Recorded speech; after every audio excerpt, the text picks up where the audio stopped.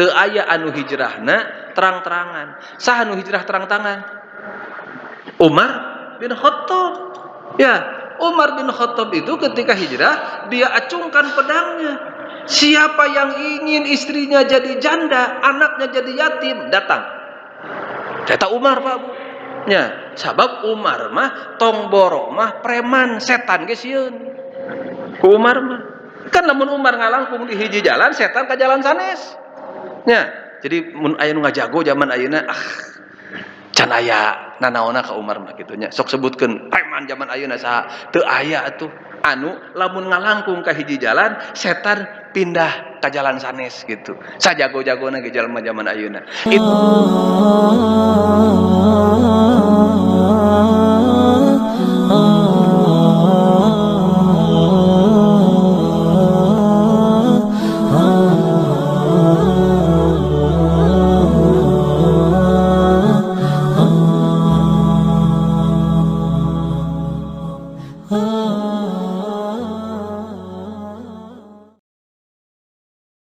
Innal hamdalillah nahmaduhu wa nasta'inuhu wa nastaghfiruh wa na'udzu billahi min syururi anfusina wa sayyiati a'malina may yahdihillahu fala mudhillalah wa may yudlil fala hadiyalah.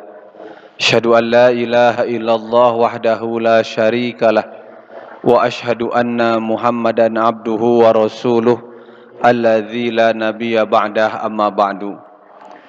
Puji dan syukur kita panjatkan kehadirat Allah Subhanahu wa taala. Alhamdulillah pada kesempatan pagi hari ini kita masih diberikan kesehatan, masih diberikan kekuatan sehingga bisa hadir di majelis yang mulia ini.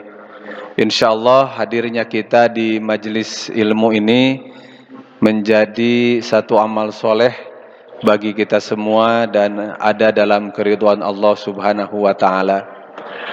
Hadirin ihwatu iman yang dimuliakan Allah, sebagaimana tertera dalam tema yang kita akan kaji pada hari ini, yaitu tentang bagaimana kita mengambil pelajaran, mengambil hikmah dan ibrah dari peristiwa hijrahnya Rasulullah sallallahu alaihi wasallam. Mungkin kita termasuk orang yang tidak biasa memperingati hari raya selain Idul Fitri dan Idul Adha, termasuk hari raya pergantian tahun, baik itu Masehi ataupun Hijriah. Tetapi tidak ada salahnya kalau kita mengambil ibrah pelajaran dan kita mengkaji kembali bagaimana sisi pengertian hijrah secara syar'i, kemudian juga bagaimana dari aspek historis perjalanan hijrah Rasulullah SAW dan apa hikmah yang bisa kita ambil. Di dalam Al-Quran surat Al-Baqarah ayat 218 Allah berfirman, A'udzubillahi minasyaitonirrajim, Innal ladzina amanu wal ladzina hajaru wajahadu fi sabilillahi ulaika yarjuna rahmatallah wallahu ghafurur rahim. Sesungguhnya orang-orang yang beriman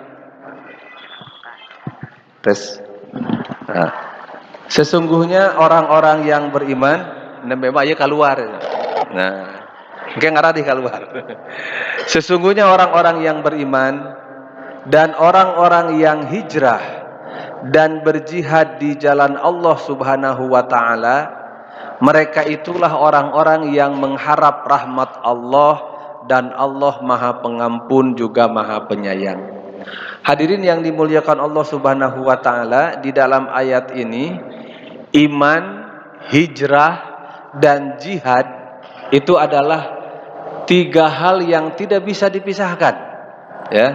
Jadi orang yang beriman itu dia harus berhijrah. Orang yang beriman itu dia harus berjihad, ya. Bukan ngaji poe ahad hungkul, jihad deh.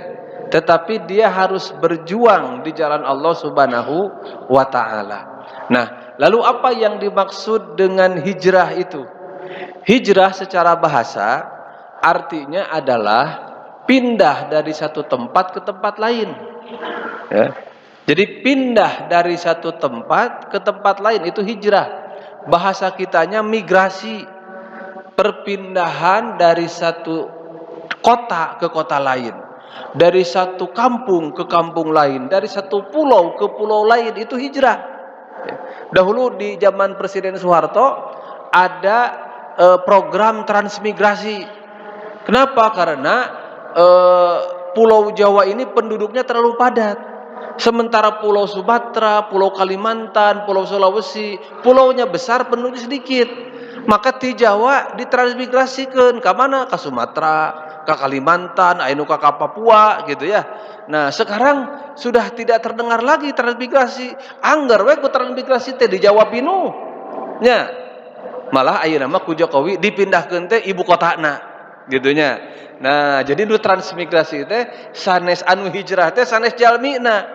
Ibu kotana dihijrahkeun, cing ge tinggal jalmina hari hijrah moal. Gitu ya.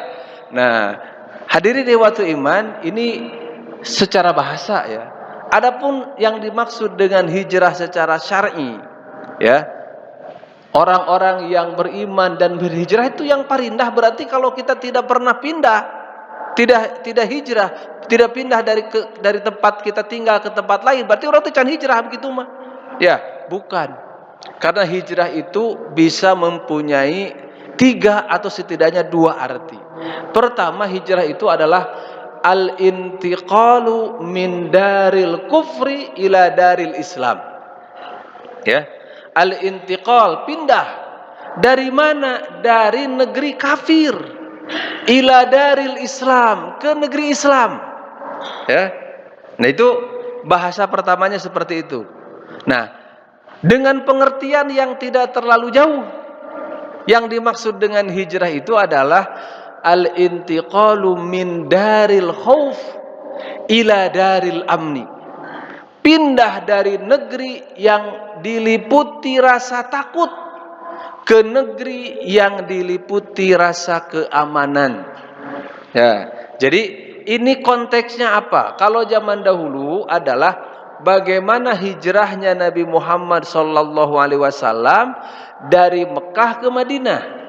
Mekah disebut Darul Kufri karena ketika itu yang berkuasa di Mekah itu sistemnya adalah sistem kafir. Ya. Disebut Darul Khauf karena di Mekah ketika itu umat Islam diliputi rasa takut. Ya.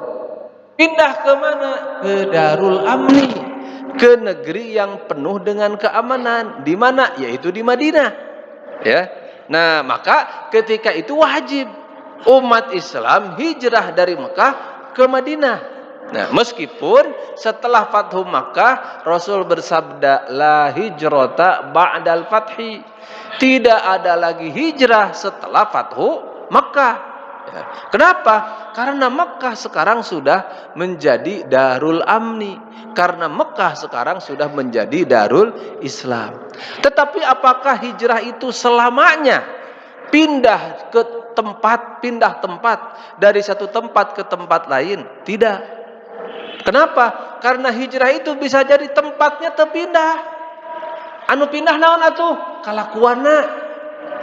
Ya, tetap orang teh orang Tasik, tetap orang Ciamis, tetap orang Raja Polah, gitu ya. Tetapi tingkah laku kita yang pindah. Makanya di dalam hadis Nabi bersabda, ya, wal muhajiru man hajara manahallahu anhu. Orang-orang yang berhijrah itu adalah yang meninggalkan apa-apa yang Allah larang. Jadi hijrah dari maksiat kepada taat. Itu makna hijrah yang kedua. Nah, makna hijrah yang pertama itu sifatnya kondisional, tidak selamanya. Ya. Jadi orang ayeuna aya di Indonesia kudu hijrah itu ke Arab, teu kedah. Kenapa? Karena di Indonesia pun kita bisa sholat, bisa melaksanakan perintah-perintah Allah tiasa ngaos, kajabi upami orang tos teu tiasa ngaos di dieu ngalih ka tempat anu tiasa ngaos. Gitu ya. Itu hijrah tempat, ya. Jadi dalam Al-Qur'an disebutkan kan alam takun ardullahi wasi'ah fatuhajiru fiha. Bukankah bumi Allah ini luas? Silahkan berhijrah. Bagi siapa? Bagi orang yang di tempatnya sudah merasa sempit. Sempit dalam urusan apa? Sempit dalam urusan melaksanakan perintah agama. Ya. Ustaz kumaha cenah upami sempit nate dina urusan rizki, sehingga pikeun milari rizki teh kedah nyaba. Kan orang Tasik menyarabanya. Gitu ya. Nah, orang Tasik menyaraba. Jadi Jakarta, di Bandung itu tukang dagang seueur orang Tasik. Gitunya, mal disebatkeun tukang kiridit. Gitunya, gitu. Apakah itu hijrah? Hijrah, dan itu dibolehkan, silahkan gitu ya. Cuman yang kita bahas sekarang itu adalah dari hijrah itu mah terkedah dipiwarang. Ya, kenapa? Kan itu ayat lain itu ya. Fantasyiru fil ardi wabtagu min fadlillah. Silahkan bertebaran di muka bumi ini dan carilah ya min fadlillah, keutamaan Allah gitu. Dan Allah mungkin menentukan rizki kita itu belum tentu di kampung kita. Ya, kadang-kadang sok aneh. Ya, sok aneh anu ti Jawa ka urang, nu ti urang ka Jawa. Ya, anu ti Padang, ti Sumatera datang ka dieu. Tapi teu saeutik. Ya, urang Sunda araya di Sumatera, araya di Sulawesi, araya di Kalimantan. Itu Allah itu menentukan rezeki kita itu, memerintahkan kita itu cari. Ya, rezekinya di mana? Sok we pilarian ke benak gitunya. Nah, jadi kita tidak membicarakan konteks itu, tapi kita membicarakan konteks bagaimana kita menjaga agama ini. Karena hijrah itu bagian dari, kalau dikaitkan dengan ilmu maqasid syariah, itu bagian dari hifzuddin, menjaga agama, ya, menjaga agama kita. Nah, maka menjaga agama ini, kalau kita harus pindah ke tempat lain silahkan. Tapi itu sifatnya situasional. Sehingga jangan diartikan dengan ayat tadi, sesungguhnya orang-orang yang beriman, kemudian berhijrah, kemudian berjihad, merekalah yang mengharap rahmat Allah. Berarti lah menucicing di lemburna, tidak mengharap rahmat Allah. Bukan. Ya, karena ada pengertian hijrah lain, yaitu adalah hijrah di sini sebagaimana sabda Nabi dalam riwayat Imam Bukhari, orang-orang yang meninggalkan kemaksiatan. Nah, di dia semangat hijrah mah, Bu. Ya, nah ini secara pengertian ya. Dan itu tidak terikat situasi dan kondisi. Kapanpun. Ya. Da usah cenah abdi ayeuna matos hijrah, alhamdulillah. Tapi anu sulit mah sanes hijrahna. Naon atuh istiqomahna. Nya, gampil hijrah mah komo ayeuna mah janten tren hijrah teh. Seueur artis nu hijrah gitu nya. Anu asalna teu dijilbab jadi jilbab, tapi lo baru dibuka deui. Gitu nya. Ya janten anu sesah mah sanes hijrahna tapi istiqomahna. Nah, pada kesempatan ini saya ingin mencoba sesuai dengan judul ya. Jadi bagaimana kita menggali hikmah atau pelajaran dari perjalanan hijrah Nabi. Yang ingin saya sampaikan pertama, di dalam Islam almanak nih, kalender, takwim gitu, penanggalan itu disebutnya hijriah. Ya. Kalau di umum atau lebih spesifiknya itu di Nasrani itu disebutnya Masehi. Dan yang kita pakai itu standar itu sebetulnya Masehi sekarang itu. Nah, sok arapal kene kana Masehi. Sabab libur kaitanna jeung Masehi. Nya, anu dirambal di swasta di negeri gajian mange tanggal hijriah apa sih? Makana arapal kene Masehi. Ya, daripada hijriah engkewe apal hijriah mah iraha bulan Ramadan. Namanya uninga nya. Namanya uninga sasi Ramadan mah kaping hiji kaping dua ngetang ti awal Ramadan terus dietang lebaran 30 dinten deui. Gitunya. Nah, jadi itu kenapa? Karena memang yang dipakai standar umumnya itu adalah Hijriah ini kaitannya dengan ibadah sebetulnya. Ya. Nah, tinggal kita mungkin ingin mencari hikmah itu kita masuk dari kenapa almanak atau penanggalan Islam itu dinamakan takwim atau tarikh al-hijri, penanggalan hijriyah. Sejak kapan itu? Ya, sejak kapan itu? Nah, mungkin bapak-bapak, ibu-ibu pernah mendengarkan ya bahwa ini adalah sejak zaman Umar bin Khattab. Jadi sebelum zaman Umar bin Khattab itu belum ada tahun ke-1, tahun ke-2, tahun ke-3 standar Islam, belum ada. Kalau bulannya ada, sudah. Nabi Muhammad lahir bulan apa? Bulan Rabiul Awal, cek orang mah bulan Mulud. Gitunya. Ya, jadi Nabi Muhammad lahir bulan Rabiul Awal. Tahunnya tahun apa? Nah, jadi bukan tahun berapa ketika itu. Tapi tahun apa? Nah, disebut tahun gajah atanapi amul fil. Kenapa disebut amul fil? Karena ketika itu terjadi penyerangan pasukan Abraha ke Mekah untuk menghancurkan Ka'bah. Mereka pasukannya menggunakan gajah. Gitu ya. Nah, jadi ketika itu bulan itu sudah ada. Tanggal sudah ada. Tapi tahun belum ada. Tahun pertama, tahun kedua, tahun ketiga belum ada. Ya. Nah, lalu tahun itu biasanya dinisbatkan atau disandarkan kepada peristiwa besar di tahun itu. Misalkan tahun ke-8 dari kenabian. Tahun 8 kenabian itu Nabi ditinggalkan oleh Siti Khadijah, ditinggalkan oleh Abu Thalib. Ya. Jadi ditinggalkan oleh pamannya, ditinggalkan oleh istrinya yang selama itu istri dan pamannya ini adalah penopang dari dakwah Nabi Muhammad SAW. Nah, lalu Nabi ditinggalkan dan Nabi sangat bersedih ketika itu.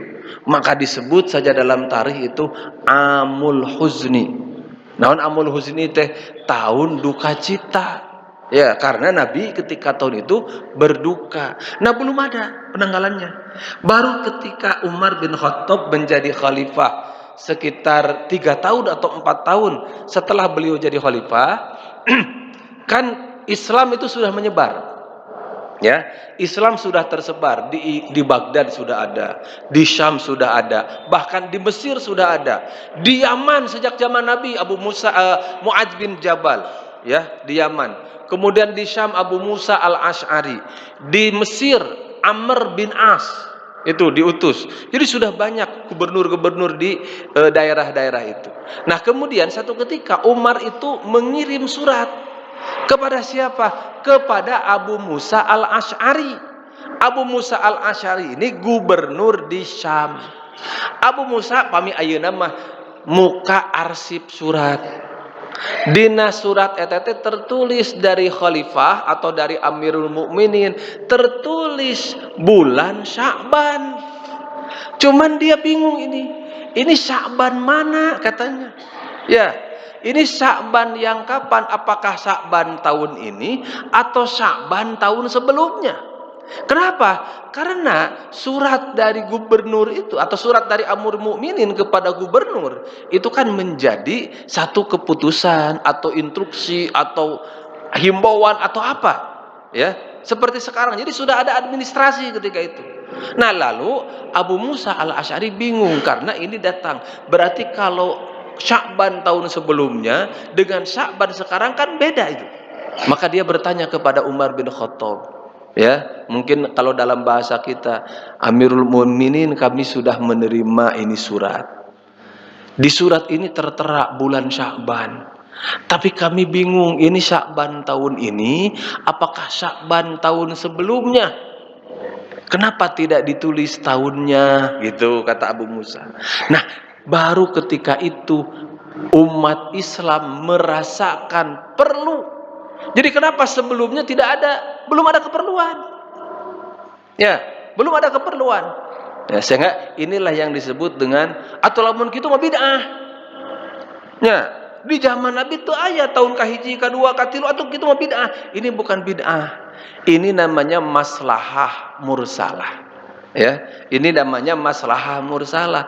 Demi kemaslahatan banyak bu upami nukia di bid'ahkeun sadana bid'ah. Di zaman Nabi teu aya ilmu nahwu sorof. Kade. Tapi praktek nahwu sorof aya. Gitu ya. Prakteknya aya. Bahkan di zaman Nabi teu acan aya ilmu fikih, ilmu usul fikih. Secara disiplin keilmuan dan penamaan. Tetapi prakteknya ada. Lalu berkembanglah para ulama dan merumuskan kaidah-kaidah dari beberapa hadis dan lain sebagainya sehingga muncul ilmu usul fikih, muncul ilmu fikih, bahkan ilmu tafsir. Kan aya. Gitu ya. Nah, tetapi tafsirnya sudah ada. Nah, maka itulah yang disebut dengan masalah mursalah. Zaman Nabi sekolah make kelas henteu, make ijazah henteu, gitu ya. Nah, dalam urusan yang sifatnya wasail seperti ini, maka teorinya, kaidahnya yang dipakai adalah maslahah mursalah. Nah, jadi ini bukan ibadah mahdhah. Nah, demikian juga dengan penanggalan. Penanggalan ketika itu belum ada tuntutannya. Ya, belum ada keperluannya. Baru zaman Umar bin Khattab sudah tulis surat menyurat ke gubernur. Ari surat menyurat mapan ayeuna ge kada aya titi mangsa ceuk bahasa Sunda mah. Nya, titi mangsa teh naon? Ya tetanggal. Nya, tanggal berapa, bulan apa, tahun berapa gitu. Maka Umar bin Khattab ketika itu memandang perlu ini ditentukan tahun ini dari kapan. Dikumpulkan para sahabat, terutama Utsman bin Affan, Ali bin Abi Thalib itu dikumpulkan oleh Umar bin Khattab, kemudian diminta pendapatnya. Ada yang mengatakan sudah kita mulai tahun pertama di dalam Islam itu sejak Nabi lahir. Ya, sejak Nabi lahir. Biar kita ingat kelahiran Nabi. Jadi tahun pertama itu adalah tahun lahirnya Nabi. Itu. Nah, ide kedua, sejak wafatnya Nabi. Ya, sejak wafatnya Nabi. Ide ketiga, sejak hijrahnya Nabi. Setelah bermusyawarah para sahabat, kalau dari tahun lahirnya apa bedanya katanya dengan Masehi? Masehi itu kan sejak miladi, disebutnya dalam bahasa Arab disebutnya miladi. Itu kan sejak lahirnya Nabi Isa. Kalau sejak meninggalnya Nabi, meninggal ini peristiwa menyedihkan, cing cenah tong diinget-inget nu kasedih mah. Gitu. Nah, sehingga ketika itu Umar bin Khattab memilih sejak hijrahnya Nabi. Ya, jadi tahun pertamanya itu tahun di mana Nabi hijrah dari Mekah ke Madinah. Ya. Nah, kemudian setelah disepakati gitu ya, sejak hijrahnya Nabi itu belum disepakati bulan toh saya Pak. Muharram, Safar, Rabiul Awwal, Rabiul Tsani, Jumadil Ula, Jumadil Tsaniyah, ya. Kemudian Rajab, Sya'ban dan seterusnya itu sudah ada nama-nama bulannya itu. Tapi belum ditentukan bulan pertamanya teh mana. Gitu ya. Maka Ali bin Abi Thalib mengusulkan bulan pertamanya itu Muharram. Kenapa Muharram? Bulan terakhirnya itu bulan Zulhijjah. Zulhijjah itu umat Islam baru selesai melaksanakan ibadah haji. Gitu ya. Kemudian setelah itu dianggap pamungkasna gitu. Bulan Muharram itu bulan pertamanya, itu disepakati. Sejak itu Pak Bu, disepakatilah bahwa pertama tahunnya itu adalah sejak hijrah. Berarti ketika itu sudah bukan tahun pertama. Ya, kalau ketika itu tahun ketiga dari Khalifah Umar bin Khattab, berarti kalau Nabi di Madinah itu 10 tahun, tambah Abu Bakar 12 tahun, tambah Umar 3 tahun, berarti ketika itu sudah tahun 15 Hijriah. Ya, itu sudah tahun ke-15 Hijriah ketika itu, gitu ya. Nah, yang menjadi pelajaran buat kita, yang harus kita mungkin cari hikmahnya. Kira-kira ini Umar memilih dan dengan musyawarah sahabat memilih hijrah sebagai awal dari penanggalan Islam ini, apakah tanpa alasan? Ternyata Bapak Ibu yang dimuliakan Allah, kalau kita telusuri atau kalau kita selami Ini kalau kita pikirkan, ternyata hijrah ini adalah satu momentum yang luar biasa di dalam sejarah perjuangan Nabi Muhammad sallallahu alaihi wasallam. Boleh kita katakan bahwa hijrah ini adalah titik balik perjuangan Nabi. Sehingga inilah yang menjadi salah satu dasar kenapa Umar bin Khattab akhirnya memilih hijrah dibandingkan memilih kelahiran ataupun kematian Nabi. Nah, Bapak Ibu, Nabi di Mekah berapa tahun? 13 tahun. Di Madinah berapa tahun? 10 tahun. Apakah kita berani mengatakan bahwa Nabi di Mekah itu dakwahnya gagal? Tidak. Ya, tidak berani. Karena Nabi berhasil di Mekah. Ya, tetapi dengan ciri khas kemekahannya. Karena beda karakteristik dakwah di Mekah dengan karakteristik dakwah di Madinah. Ya. Di Mekah itu Nabi itu aqalliyah, ya, mustad'afah. Jadi pengikut Islam ketika di Mekah itu minoritas. Dan minoritasnya itu lemah. Jadi bukan minoritas superioritas, bukan. Karena ada yang minoritas tapi superioritas. Siga diurang ayeuna. Aya nu minoritas tapi superioritas.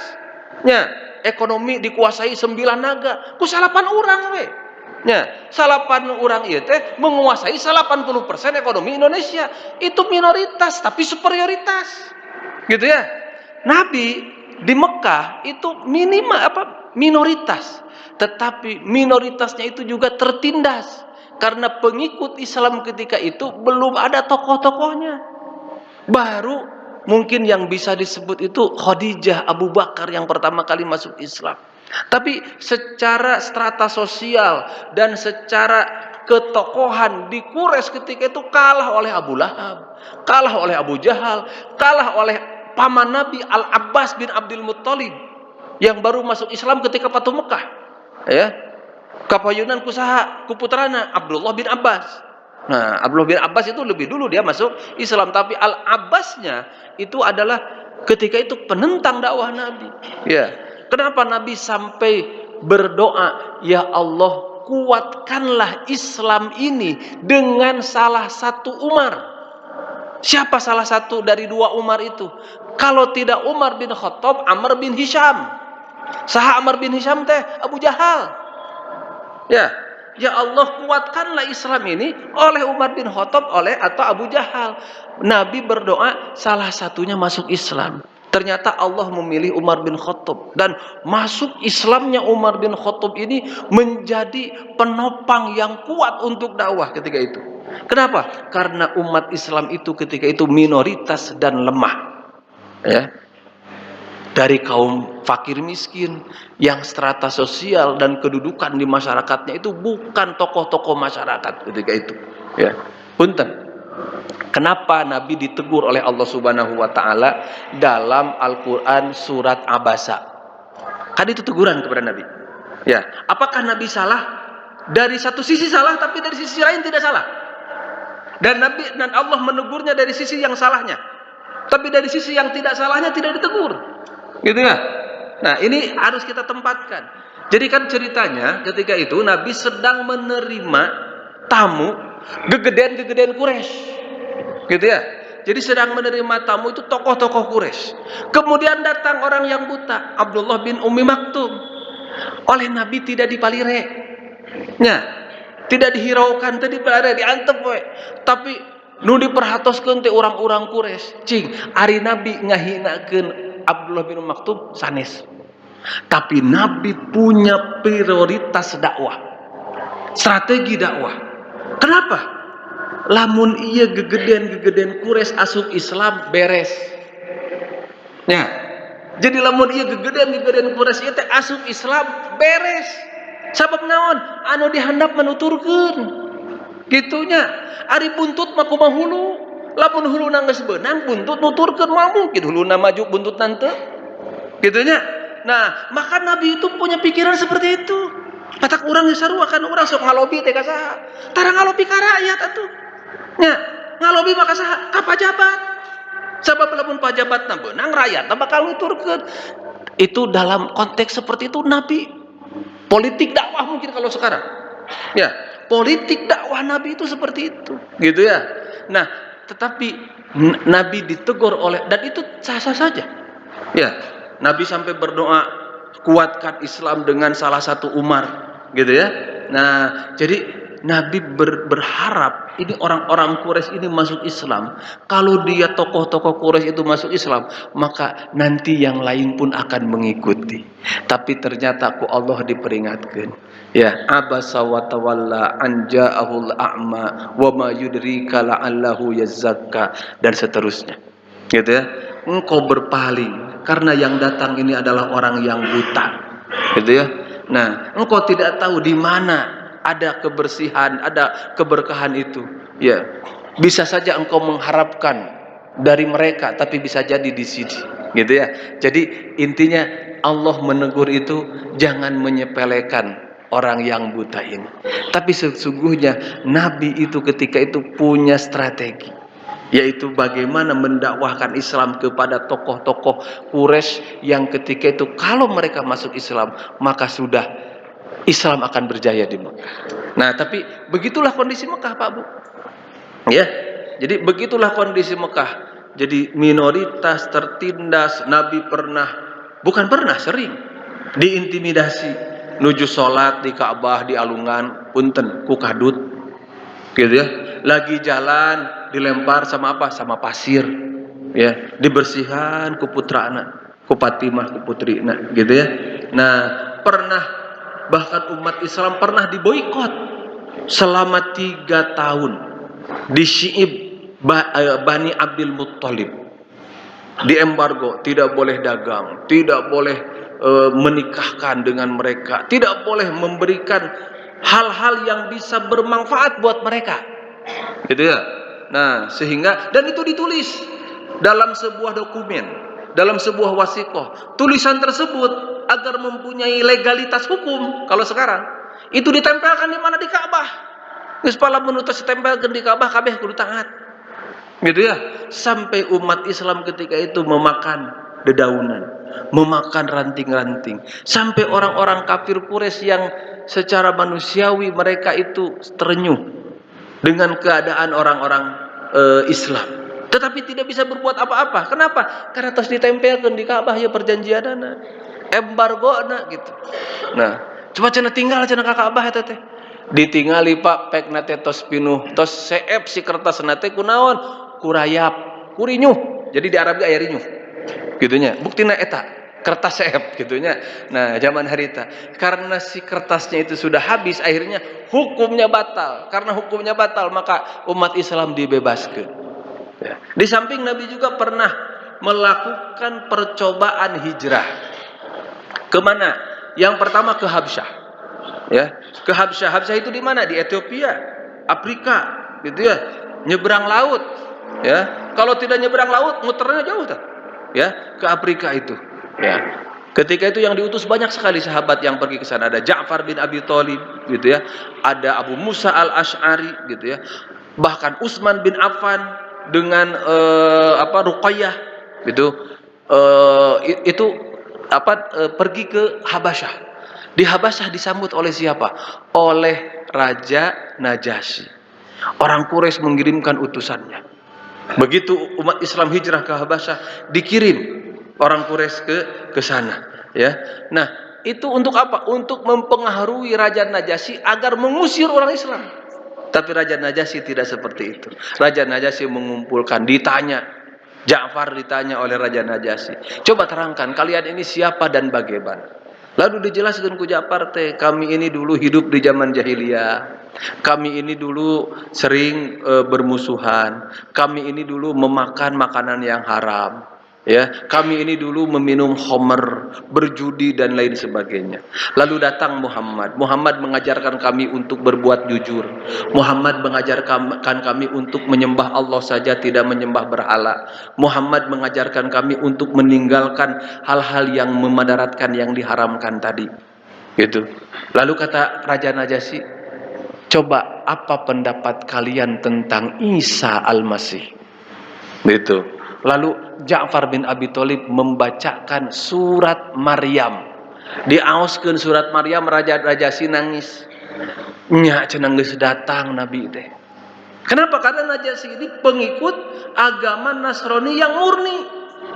Gitu ya, yang belum diubah, belum dikontaminasi. Maka mereka dilindungi sampai Ja'far itu pulang dari Habasyah itu ke Madinah, bukan ke Mekah.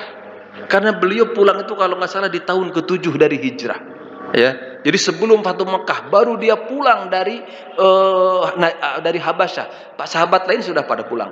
Jadi itu sebetulnya Nabi sudah mencari tanah yang kira-kira bisa mengembangkan Islam. Kenapa? Karena di Mekah tidak aman. Setelah meninggalnya Siti Khadijah dengan Abu Thalib, Nabi itu mencoba hijrah kemana? Ke Taif. Taif ini dekat dari Mekah, itu sekarang naik bis 1,5 jam, 2 jam. Ya Bandung Garut, Bandung Tasik lah gitu Taif itu ya. Jadi tidak terlalu jauh. Jadi dalam hijrah teh mungkin masih tebih ke Madinah gitu ya. Nabi hijrah dengan siapa? Dengan anak angkatnya, yaitu Zaid bin Harithah gitu. Datang ke Taif, bertemu dengan siapa? Ya kaum yang berkuasa ketika itu di Taif, namanya Bani Thaqif. Bertemu dengan Thaqif. Kemudian Nabi berdakwah kepada mereka. Ini mencari kira-kira kemana ini hijrah gitu ya. Kira-kira kemana hijrah ini? Nabi mencari. Tapi di Taif Nabi bukan disambut. Ya, ketika sudah menyampaikan maksudnya dakwahnya ke Bani Thaqif, ketika itu di Thaqif itu ada yang bernama Utbah bin Rabi'ah. Tokohnya itu. Kata Utbah, engkau jangan lagi menyebarkan dakwah ini di sini. Gitu ya. Kata Nabi, tidak apa-apa kalau begitu. Minta waktu semalam, saya besok pulang. Gitu. Naon anu kajantenan? Nabi keluar diudag, diusir, dibaledogan sampai Nabi masuk ke kebun anggur. Gitu ya. Di kebun anggur itu Nabi diobati, dilindungi oleh Zaid bin Harithah karena berdarah. Ketika itu kebun anggur milik siapa? Milik Utbah bin Rabi'ah. Di sana ada putranya Utbah bin Rabi'ah, kemudian ada juga pembantunya atau hamba sahayanya Utbah bin Rabi'ah, namanya Adas. Ya, namanya itu Adas. Nah, Adas ini memperhatikan Nabi masuk ke kebun tersebut, di kebun anggur tersebut, kemudian merasa kasihan, kemudian Adas ini meminta izin kepada tuannya untuk memberi air. Nya Nabi itu di pasihan cai. Gitunya. Nalika nyandak cai eta Nabi ngucapkeun bismillah. Adas kaget. Gitu ya. Adas kaget ketika Nabi mengucapkan bismillah. Gitu. Lalu Adas bertanya kepada Nabi, "Apa yang engkau ucapkan tersebut?" Gitu ya. Maka Nabi menjelaskan bismillah itu apa. Kemudian Nabi bertanya kepada Adas, "Engkau ini siapa dan dari mana?" Dia sebutkan, "Saya ini Adas, di sini bekerja. Saya ini dari Nainawa." Gitu kata Adas. Kata Nabi, "Oh, Nainawa itu adalah negerinya Yunus bin Matta." Negerinya Nabi Yunus. Oh, bagi kaget Adas teh. "Kenapa engkau tahu Yunus?" Gitu kan? Padahal pasti mau benar. Gitu ya. Tapi karena Adas ini orang Nainawa, dia tahu cerita tentang Nabi Yunus gitu. Maka dia bertanya kepada Nabi, "Kenapa engkau tahu terhadap Yunus bin Matta?" Maka kata Nabi, "Dia itu Nabi, saya pun Nabi." Ketika itu Adas langsung syahadat. Tapak Bu, upami katoib tempatnya masih aya keneh. Sok sanaos enak tos sanes kebon anggur gitu nya. Nah di dinya aya Masjid Alit namina Masjid Adas disebut teh. Itu adalah percobaan hijrah ke Taif. Nabi akhirnya pulang. Ditawari oleh malaikat ya ketika tiba di Qarnul Manazil ya, karena dari Taif itu melewati Qarnul Manazil. Apakah mereka ingin kita muncul bahasa Sunda mah urang dempepe ahli Taif teh ku gunung. Kan Taif pegunungan gitu ya. Kata Nabi tidak. Mereka ini adalah orang-orang yang belum tahu. Mudah-mudahan satu ketika dari mereka ini muncul orang-orang yang masuk Islam. Nah, dan memang akhirnya orang Taif masuk Islam, dan sahabat yang kemudian menghabiskan masa tuanya sampai meninggalnya di Taif itu adalah Ibnu Abbas. Sehingga di Taif itu ada masjid Ibnu Abbas, gitu ya. Karena Ibnu Abbas itu meninggal di Thaif, dimakamkan di Thaif, dekat makamnya itulah dibangun masjid dan disebut Masjid Ibnu Abbas. Itu perjalanan hijrah ke Thaif. Jadi ke Thaif lain disambut, tapi disambit. Nah, lalu apalagi usaha Nabi, Pak Bu? Usaha Nabi itu adalah beliau senantiasa mendakwahkan Islam kepada orang-orang yang datang ke Mekah untuk berhaji, atau kepada kabilah-kabilah, ya, kabilah-kabilah Arab yang datang ke Mekah untuk berhaji. Mungkin pertanyaannya, memang Ustadz harita atau ayah haji? Ayah. Jadi haji itu sejak zaman Nabi Ibrahim sampai sekarang tidak pernah berhenti. Ya, tidak pernah berhenti. Pancana kamari berhenti ku Covid aya mung sakdi. Nya, kamari aya seueur. Nya, bahkan langkung seueur teh biasana. Anu maotna ge langkung seueur kamari mah. Gitu ya. Margi nu angkatna anu sarepu sareng resiko tinggi, gitu ya. Nah, jadi itu haji itu ada. Cuman bedanya apa? Haji sebelum Islam itu banyak kemusyrikannya. Banyak praktek-praktek yang terlarangnya. Punten diantaranya apa? Mereka itu kalau tawaf tidak pakai baju. Ya, makanya ketika Nabi berhaji, kata Nabi tidak boleh ada lagi yang tawaf dengan tidak memakai pakaian. Maka ada di Islam memakai pakaian ihram. Makanya kenapa Nabi mengatakan khuzu anni manasikakum. Ya, jadi kan ibadah haji telah mun dijelaskan ku Nabi lami. Tapi lamun teu dijelaskeun anu kabayang di zaman di orang-orang Islam ketika itu hajinya orang-orang jahiliyah. Kata Nabi, jangan seperti itu hajinya. Lihat bagaimana aku berhaji. Nabi berhaji, sahabat mengikuti. Keluar we hadisna teh ti Ibnu Abbas sareng ti Jabir. Hadis nu panjangna teh karena eta mah bukan hadis qauli tadi tapi hadis amali. Hadis amali itu diamalkan oleh Nabi, diceritakan oleh sahabat. Pami hadis qauli mah Nabi mengatakan, biasana hadis qauli mah parendek, lamun hadis amali mah paranjang. Sabab sahabat anu ngalalakonkeun padamelan Kangjeng Nabi. Itu haji. Ya. Nah, maka ke setiap kabilah yang datang berhaji ke Mekah ketika Nabi masih di Mekah itu didakwahi oleh Nabi, ya, didakwahi, diajak masuk Islam, ditawarkan bagaimana Islam mengajak kepada hal-hal yang membawa kebaikan dan lain sebagainya. Apa yang terjadi? Semuanya menolak. Bahkan disebutkan sampai Nabi mengajak lebih dari 50 kabilah Arab yang datang ke Mekah untuk berhaji, tidak ada satupun yang menerima. Cing urang kira-kira lamun geus 50 anu diajak alibeun kumaha nya, siga urang dagang ye nawarkeun kanu hiji alim, nawarkeun kanu dua alim, katilu alim, eureun dagang teh kitu nya. Nah, Nabi sampai 50 kabilah tidak berhenti. Sampai akhirnya Nabi bertemu dengan siapa? Dengan orang-orang Madinah. Ya, ketika itu namanya Yasrib. Ya, orang-orang Yasrib datang di Mekah, mereka haji. Bertemu di mana? Bertemu di Aqobah. Ya, Aqobah teh di mana? Di Mina. Paling mana Minana? Eta ya Jumroh Aqobah. Nah, jumroh nu katilu nu pangageungna disebat Jumroh Aqobah. Margi palebah dinya blok eta namina Aqobah. Cobi pami blok eta namina Raja Pola, panginten Jumroh Raja Pola. Gitu nya. Nah, janten blok eta teh namina Aqobah eta teh gitu. Nah, Nabi bertemu di sekitar itu, gitu ya, dengan orang-orang Madinah. Ternyata mereka menerima. Ya, ternyata mereka menerima dakwah Nabi, masuk Islam. Pulang ke Madinah itu sekitar tahun 10 dari kemudian, gitu ya. Kemudian datang lagi mereka tahun berikutnya ke Mekah, didakwah lagi oleh Nabi. Ya, di sekitar tahun 11 dari kenabian, bertemu lagi dengan Nabi. Maka mereka ketika itu berbaiat kepada Nabi. Sumpah setia kepada Nabi. Berapa orang? Sekitar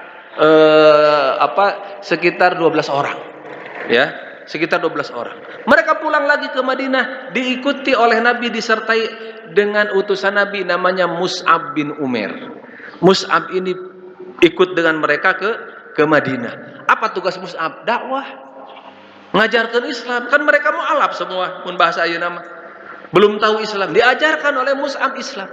Apa yang terjadi? Setahun Mus'ab di Madinah, tidak ada satu rumah pun di Madinah kecuali di rumah itu sudah ada Islam. Jadi belum semua masuk Islam, tetapi semua rumah itu di sana sudah ada yang masuk Islam. Maka tahun berikutnya, ya, di tahun 12 atau 13 dari kenabian, datang lagi orang-orang Madinah nu haji deui. Bertemu lagi dengan Nabi di Aqabah. Ya, berbaiat lagi dengan Nabi, sekarang lebih banyak lagi, yaitu 75 orang. Anu 70 tiluna pamaget, anu 2 na istri. Nu 2 istri namina Asma sareng Nusaibah. Anu 70 tiluna kusim kuring mali sebatkeun hiji-hiji seueur teuing. Teu apal gitu. Ya, karena tidak dijelaskan juga di fikih Sirah Ibnu Hisam itu tidak dijelaskan juga nu 70 tilu teh sawae gitu ya. Tapi yang 2 itu Asma dan Nusaibah. Nah, sejak itulah maka itu disebut baiat Aqabah kedua. Ya, disebut baiat Aqabah kedua. Dan di antara kesepakatannya mereka siap menerima Nabi hijrah dari Mekah ke Madinah. Nah, maka setelah itu Nabi sudah diizinkan oleh Allah untuk berhijrah dari Mekah ke Madinah, dan Nabi mengizinkan para sahabatnya untuk hijrah dari Mekah ke Madinah. Kaambe tak orang Quraisy. Ya, terdengar oleh orang Quraisy sampai kepada mereka bahwa Nabi itu sudah punya Syiah. Lain Syiah ayeuna, tapi Syiah itu adalah kelompok pengikut, ya. Wah, dan itu paling ditakuti oleh orang-orang Quraisy, paling ditakuti kalau Nabi Muhammad, orang-orang Islam mempunyai pendukung, ya, dari luar mereka. Makanya ini ke Habsyah dituturkan, ini ke Taif diantep, dah pasti ditolak di Taif mah, gitu ya. Begitu mereka tahu Nabi sudah ada yang mau menerima di Madinah, dan itu ancaman buat mereka, gitu ya. Maka kata orang-orang Quraisy kita itu berkumpul di Darun Nadwah. Kemudian mereka mengumpulkan pemuda-pemuda Quraisy yang kuat, ya, dan membekali mereka dengan pedang. Untuk apa? Untuk membunuh Nabi atau untuk menangkap Nabi, baik mati ataupun hidup, dan untuk menghalangi siapapun orang Islam yang hijrah dari Mekah ke Madinah. Makanya hijrahna para sahabat mah Pak Bu sadaya nage susulumputan. Teu aya anu hijrahna terang-terangan. Saha anu hijrah terang-terangan? Umar bin Khattab.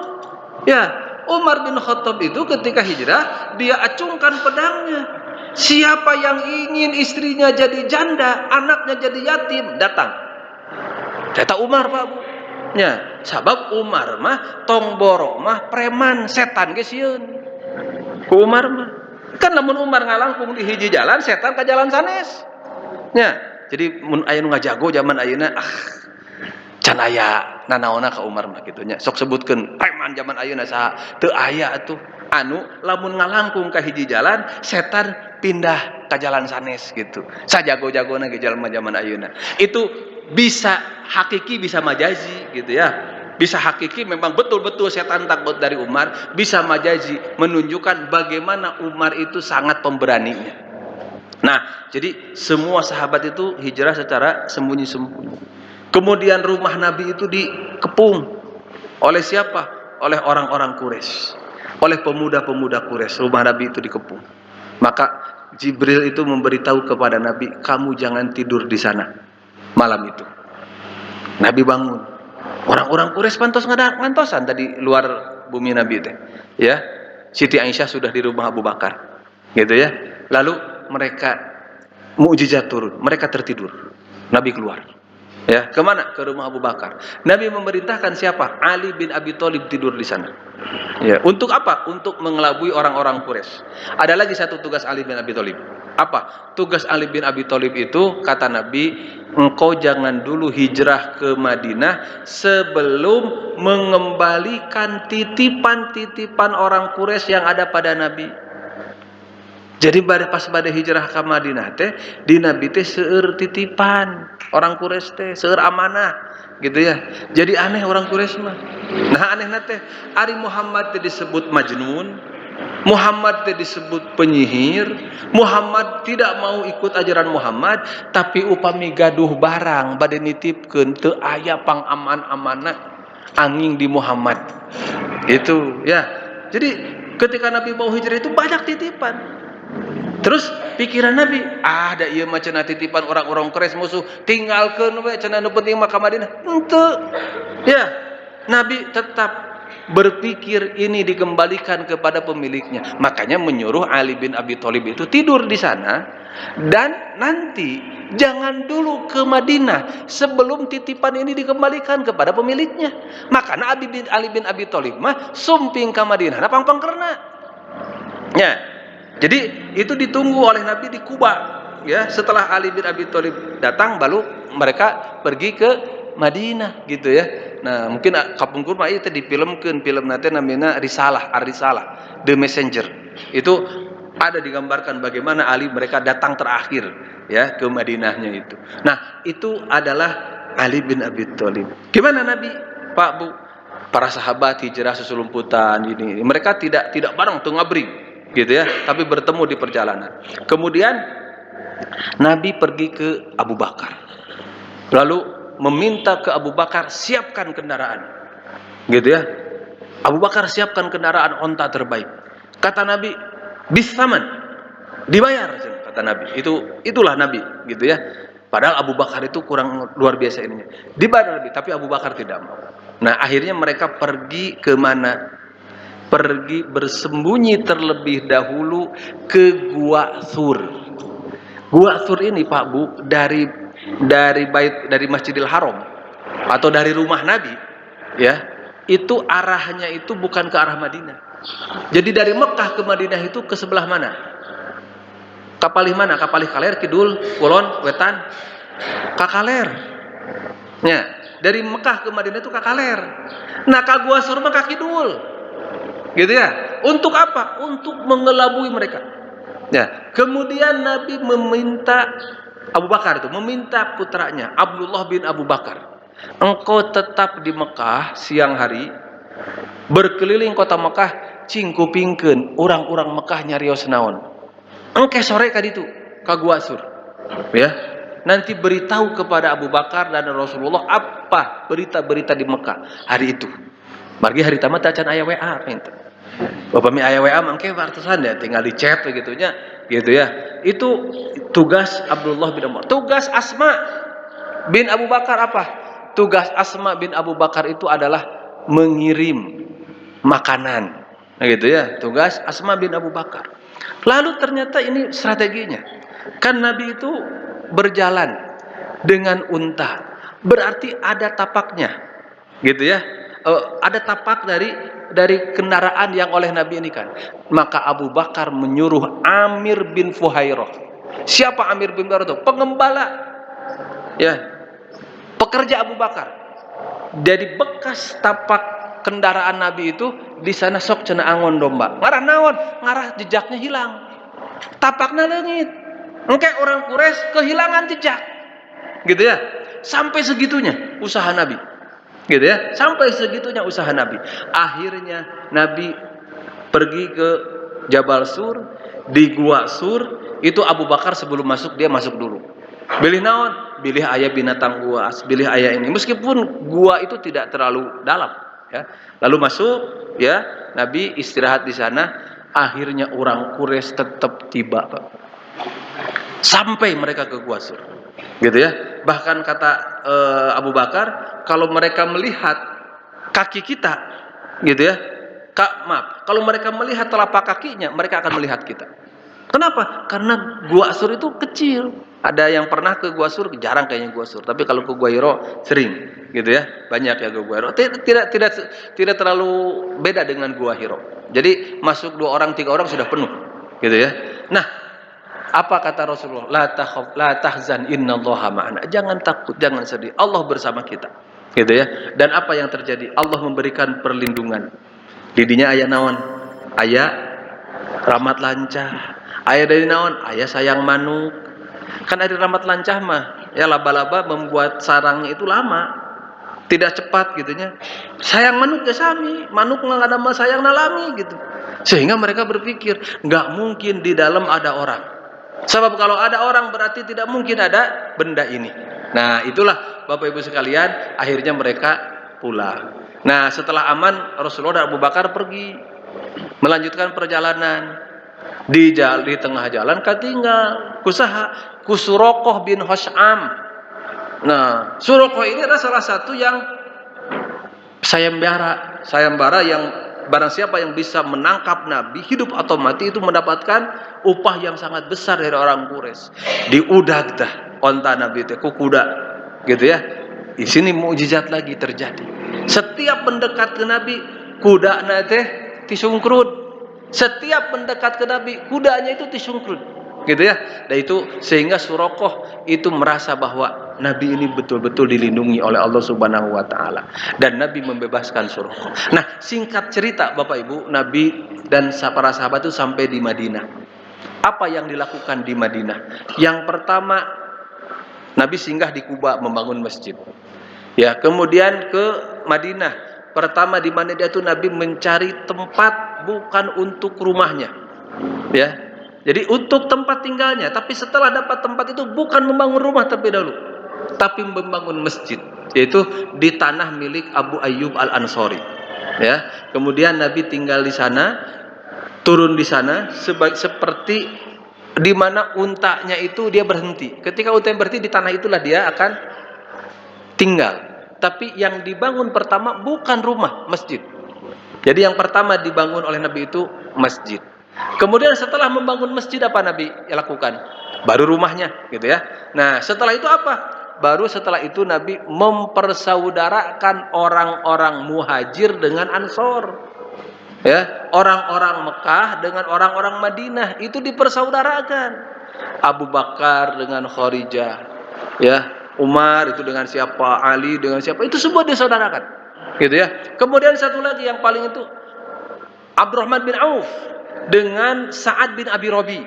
Jadi Sa'ad bin Abi Rabi ini pedagang, Abdurrahman bin Auf juga pedagang di Mekah, tapi dagangannya ditinggalkan di Mekah. Ya, datang ke Nabi ke Madinah, gitu ya. Kemudian kata Sa'ad bin Abi Rabi, saya punya 2 istri. Kalau engkau mau saya ceraikan satu, silakan nikah oleh kamu. Gitu. Kemudian saya punya pasar, punya jongkok. So kecap kalau engkau mau silahkan 1 toko buat kamu. Gitu ya. Kata Abraham bin Auf, tidak. Tunjukkan saja saya ke pasar. Di mana pasarnya? Saya akan memulai pekerjaan saya, perniagaan saya. Jadi Abraham bin Auf itu di Madinah memulai dari nol. Sanes Pertamina hungkul nanti nol teh. Gitu ya. Abdurrahman bin Auf juga ketika itu dullani ala suq, tunjukkan aku ke pasar. Itu bagaimana persaudaraan orang-orang muhajir dengan Ansor, sehingga digambarkan dalam Al-Quran orang-orang Ansor itu wa yu'thiruna ala anfusihim walau kana bihim khasasah. Mereka itu mendahulukan orang muhajir dibanding dengan diri mereka, itu yang disebut dengan ithar, ya, mendahulukan orang lain daripada diri mereka. Walau kana bihim khasasah, meskipun mereka sendiri khos-khosan. Khasasah teh, ya. Jadi sangat membutuhkan mereka itu. Tapi mereka dahulukan tamunya. Gitu nya, pareman lampuna, takolan piringna, nya, siga nu ngiring tuang, sangkan tamuna tuang, gitu ya. Itulah gambarannya. Nah, ini asas yang kedua yang dilakukan oleh Nabi. Asas yang ketiga, Nabi membuat perjanjian yang kita kenal sekarang dengan Piagam Madinah. Itu dengan siapa? Dengan orang-orang Yahudi. Karena di Madinah ini banyak Yahudi. Ada Bani Qainuqa, Bani Najron, Bani Mustalik, gitu ya, Bani Ghatafan, gitu, Bani Quraidah. Itu mereka adalah orang-orang Yahudi yang hidup di Madinah. Kemudian Nabi melakukan perjanjian dengan mereka. Janji apa? Hidup damai, tidak saling mengganggu. Eta geding akhirnya mereka diperangi oleh Nabi karena mereka memerangi, melanggar perjanjiannya. Itulah Bapak Ibu yang dimuliakan Allah, 3 pondasi atau 3 asas disebutnya oleh Muhammad Said Ramadan Al-Buti itu, di dalam Ibnu Hisham juga disebutkan itu asasul mujtama al-Islam, ya, 3 dasar yang diletakkan oleh Nabi untuk membangun masyarakat yang Islam. Dan ini adalah titik balik, Pak Bu. Kenapa? Di Mekah Nabi itu sedikit lemah, tapi di Madinah Nabi ini banyak, mayoritas dan kuat. Kekuatannya dari mana? Betul, tokoh-tokoh Madinah itu masuk Islam. Ya, tokoh-tokoh Madinah itu masuk Islam. Madinah ini kan sebelumnya ada Aus dan Khazraj. Aus dan Khazraj ini tidak berdamai. Tapi ketika Islam masuk ke mereka, mereka damai dengan sendirinya. Dan mereka menjadi pembela Nabi. Gitu ya. Kemudian di Madinah juga mereka mempunyai ikatan persaudaraan yang kuat. Persaudaraan apa? Persaudaraan Islam. Sebab nasab mah ada di Mekah. Ya, ternyata ini di Madinah yang nasab tidak ada, tapi Islam ada. Mereka menjadi kuat. Inilah yang saya tadi katakan titik balik. Kenapa? Karena Islam yang asalnya lemah di Mekah itu begitu pindah ke Madinah, hijrah ke Madinah, dibangun tatanan masyarakat baru, maka tidak lama setelah itu, gitu ya, perang Badar tahun kedua. Itu tidak terbayangkan oleh para sahabat sebelumnya mereka bisa mengalahkan Quraisy. Gitu ya. Perang Uhud betul, umat Islam mendapatkan pelajaran. Tetapi perang Uhud juga sebetulnya umat Islam itu mendapatkan kemenangan, termasuk kemenangan pelajarannya. Gitu ya. Dan perang-perang lainnya, ya, mengalahkan Quraisy sampai puncaknya tahun 8 Hijriah, ya, atau tahun 8 setelah hijrah, Mekah itu kembali tunduk kepada Islam yang disebut dengan Fathu Mekah. Cing 8 tahun bisa naon orang. Ya, Nabi 8 tahun diusir dari Mekah, Mekahnya tunduk. Dan ketika itu para sahabat tidak pernah membayangkan. Tetapi kan ini ayat surat ini kan, kalau surat-surat pendek ini turun di Mekah. Meskipun ada yang mengatakan ini ayat Madaniyah, gitu ya. Nah, ini surat-surat pendek. Idza jaa nasrullahi wal fathu. Itu turun di Mekah. Ya, kalau datang pertolongan Allah dan kemenangan. Wa ra'aitan nasa yadkhuluna fi dinillahi afwaja, dan engkau melihat orang-orang masuk Islam berbondong-bondong, ngabring. Ya, jadi ketika di Mekah, ya orang yang masuk Islam itu susah. Tapi ketika Fathu Mekah, orang yang masuk Islam itu luar biasa. Ya, Al-Abbas tadi dikatakan masuk Islam. Tokoh-tokoh Quraisy masuk Islam. Orang-orang Quraisy masuk Islam. Meskipun aya oge nu asup Islam teh kulantaran sieun. Masih ada itu. Kenapa? Kan biasa. Ya. Karena Islam sekarang yang berkuasa. Ya. Jadi punten Pak Bu, di Mekah can aya orang munafik. Dan perlu munafik di Mekah mah. Ya, sebab Islamnya lemah. Tapi di Madinah aya orang munafik. Nah, Islamnya kuat. Ya, maka aya jalmi anu munafik itu. Ya, Abdullah bin Ubay bin Salul dan juga pengikut-pengikutnya. Sawe cenah usah nu munafik teh. Atuh disebutkeun, sabab lamun disebutkeun lain munafik deui, kafir. Ya. Kan ada munafik mah memperlihatkan Islam, menyembunyikan kekufuran, gitu ya. Nabi tahu, orang-orang munafik tahu. Ya, Nabi mah tahu, udah diberi tahu oleh wahyu. Tapi Nabi rahasiakan. Rahasiakannya kepada siapa? Kepada sahabat bernama Hudzaifah ibnul Yaman. Jadi database jalmi-jalmi munafik mah aya date di Hudzaifah ibnul Yaman. Nah, cuman itulah Hudzaifah. Jadi Hudzaifah mah teu pernah betus ka sasaha oge. Gitu nya. Jadi ari urang mah kan lamun dibere rahasia teh insyaallah isuk pageto nyebar ke mana-mana gitu. Jadi Rasul memberikan rahasia kepada Abdul Hudzaifah ibnul Yaman. Nah, ini Bapak Ibu sekalian titik balik perjuangan Nabi itu. Ya, dari hijrahnya Nabi dari Mekah ke Madinah. Maka pantaslah kalau Umar bin Khattab ini dijadikan momentum sebagai tahun pertama. Ya, jadi dalam penanggalan Islam, dan sampai sekarang disebutlah dengan tahun hijrah. Apa pelajaran lain yang bisa kita ambil? Pertama Pak Bu, kita lihat dari proses hijrah Nabi. Orang mungkin tumarosnya, kita mungkin bertanya, kenapa kok Umar itu berani hijrah terang-terangan, Nabi tidak berani? Atau gitu mah saya kene Umarnya tibatan Nabi, jago kene Umar tibatan Nabi, gitunya. Atau pabik itu Pak, itu hari kan Nabi itu dilindungi oleh Allah. Kenapa kalau dilindungi oleh Allah tos we terang-terangan hijrah teh? Gitunya. Ya, sudah saja terang-terangan hijrahnya, tidak seperti sahabat lain seperti Umar bin Khattab. Pak, Bu, pekerjaan Umar itu tidak jadi syariat. Ya.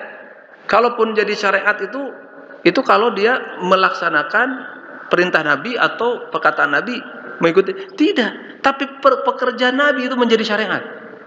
Ya, menjadi syariat. Dan syariat mengajarkan kepada kita bertawakal kepada Allah, berusaha. Nah, Pak, upami Nabi hijrahna sapertos Umar atau Nabi hijrah terang-terangan, bisa tidak? Bisa.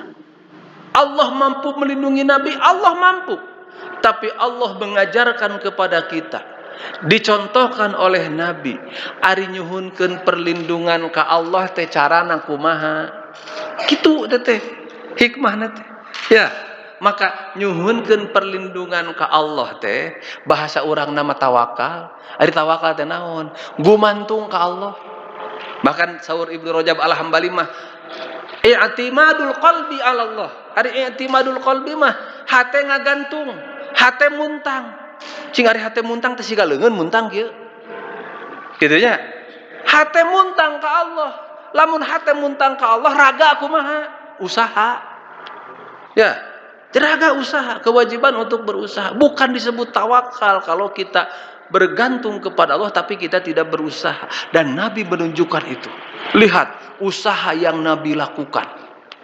Ya, usaha yang Nabi lakukan, menyuruh Ali bin Abi Thalib, kemudian mengajak Abu Bakar, kagua suruh heula, tapak Nabi na dipupusku ngangon domba, gitunya.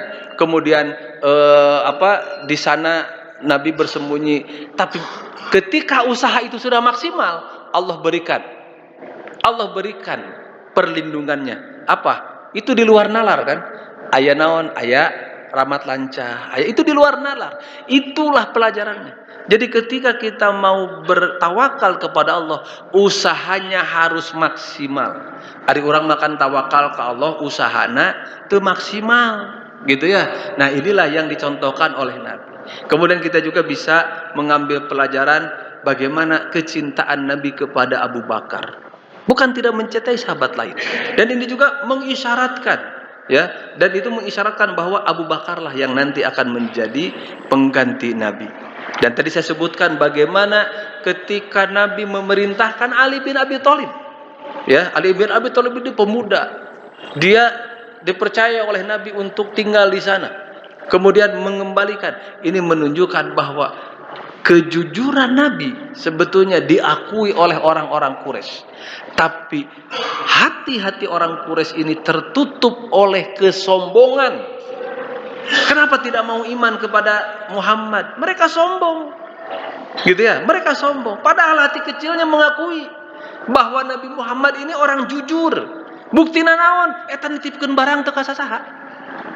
Gitu ya.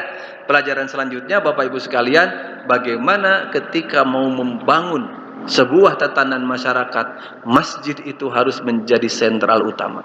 Karena itu Nabi mendirikan masjid terlebih dahulu. Yang terakhir adalah bagaimana persaudaraan itu menjadi sebuah kekuatan. Karena di Madinah ini ikatan persaudaraannya lebih kuat daripada ketika di Mekah. Inilah Bapak Ibu sekalian, dan pelajaran hijrah ini bukan hanya untuk ketika itu saja, tetapi bisa kita ambil dan menjadi inspirasi kapanpun. Betul bahwa kita ini tidak dituntut untuk hijrah dalam arti pindah tempat, tapi kita dituntut untuk senantiasa berusaha berhijrah dari kemaksiatan-kemaksiatan. Dan kita juga masih bisa terus menggali hikmah dan pelajaran dari hijrahnya Nabi untuk kita terapkan dalam kehidupan kita sehari-hari.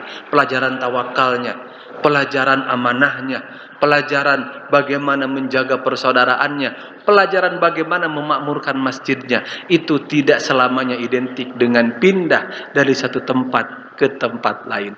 Hadirin untuk iman, inilah mungkin kira-kira di antara hikmah dan ibrah yang bisa kita ambil dari peristiwa hijrahnya Nabi Muhammad SAW. Mudah-mudahan kita senantiasa diberikan kekuatan oleh Allah Subhanahu wa taala. Demikian yang bisa saya sampaikan. Terima kasih atas perhatiannya. Mohon maaf dari segala kekurangannya. aqulu qouli hadza wa astaghfirullah li wa lakum. Rabbana atina fid dunya hasanah wa fil akhirati hasanah wa qina adzabannar. Assalamualaikum warahmatullahi wabarakatuh.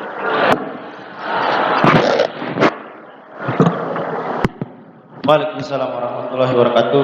Jazakallahu khairan katsirah kepada Ustaz Dr. Haris Muslim yang telah menyampaikan terkait ibrah dan hikmah yang dapat kita ambil dan tentunya dapat kita jalankan di kehidupan kita dari proses hijrahnya Nabi dari Makkah ke Madinah. Mudah-mudahan